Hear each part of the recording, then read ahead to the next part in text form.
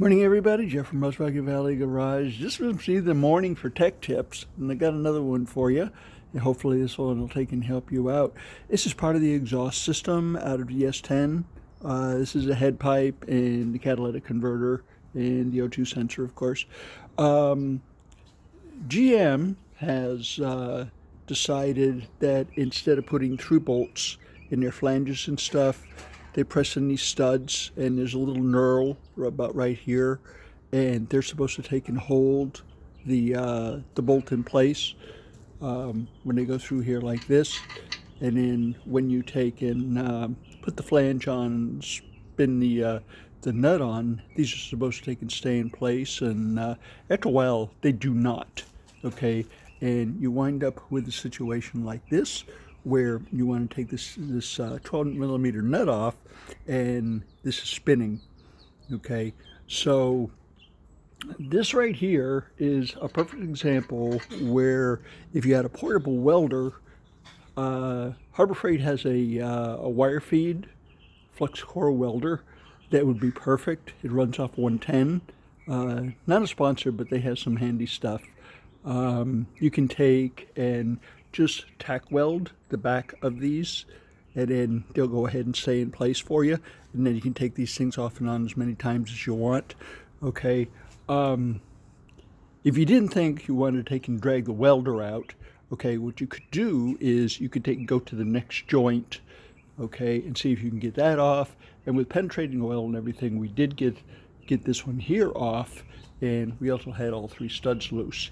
Okay, so what we're going to do is we're going to take and arc weld those.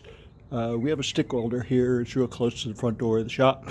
We're going to go ahead and stick weld those in place, and they won't be moving anymore. We're going to put new gaskets on here. This area right here, okay, has always worried me because it generates an awful lot of heat from that engine. Okay, so we have some heat wrap that is available. It's a fiberglass mesh, and you just start wrapping here, and you put a hose clamp on there so you can keep it from unraveling. So what that will do is it'll insulate all the wiring and everything that hangs out around here. There are two wires for an oxygen sensor that is in the intake manifold, which is in this direction right here.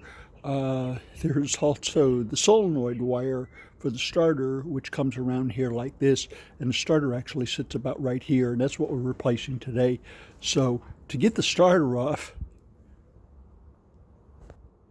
there's a strut on the side of the transmission that is a brace from the engine to the transmission. There's three bolts in that. You have to take that off, and then you also have to take and drop this head pipe down, and it's better if you take this section out and then the starter comes right off.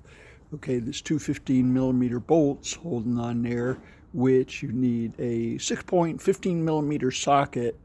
If you use a 12 point, you're probably going to take and round them off because those things are really torqued on there. Okay, so you take and use a breaker bar, take and get those out, and then you can take and you can get the starter out that way.